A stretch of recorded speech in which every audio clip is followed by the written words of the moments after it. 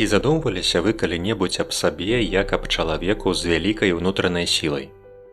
Калі не, тады запрашаю вас, ды і сябе самога зноў і зноў. Назавем гэтую сілу ўнутраны стрыжань або каркас, нясучая канструкцыя, дзякуючы якой можам перажываць, як кажуць, на нагах, імклівыя нагрузкі і зоны турбулентнасці, унутраныя эмацыйныя і грамадскія глабальныя. Здабываецца гэты ўнутраны стрыжань, мяркуем, праз дбанне аб стане свайго духа. Гэта азначае вяртацца да стану здароўя і першаснай цэласнасці сваёй асобы. Ажыццяўляецца гэта шляхам руплівага пошуку праўды, месцаў цішыні і ўважлівага слухання.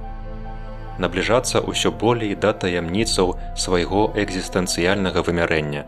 Неадменна ад гэтага шукаць сустрэчы з Богам і свайго асабістага месца ў яго боскім плане, месца, дзе буду патрэбны і незаменны. Плёны гэтай унутранай працы будуць добрыя і ажыўляючыя. З плёнаў будзем карыстацца самі, а таксама адорваць нашыя сем'і і іншых бліжніх, а нават і будучыя пакаленні. Будзем карыстацца гэтымі плёнамі ўжо падчас шляху гэтага ўзрастання, незалежна ад таго, ці споўняцца нашыя спадзяванні, напрыклад, нацыянальнага характару.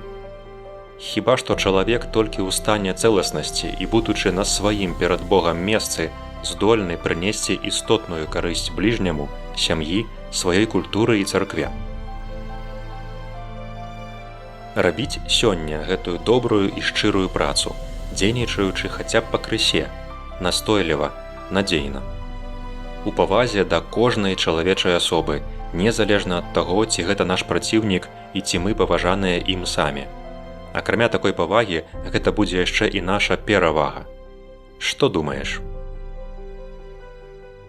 Здавалася б, больш эфектыўныя дзеянні рэзкія, экстрэмальныя, радыкальныя. Магчыма, Бог дасць нам неабходнасць і ў такіх імклівых рухах.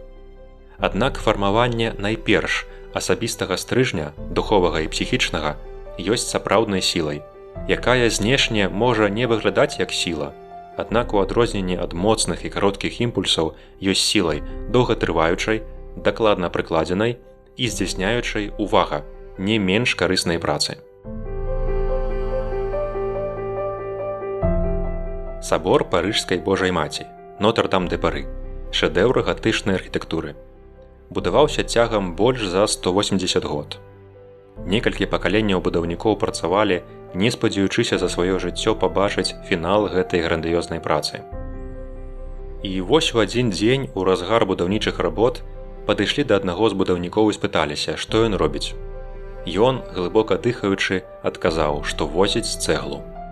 Спыталіся ў іншага, які выконваў тое ж, што робіць ён.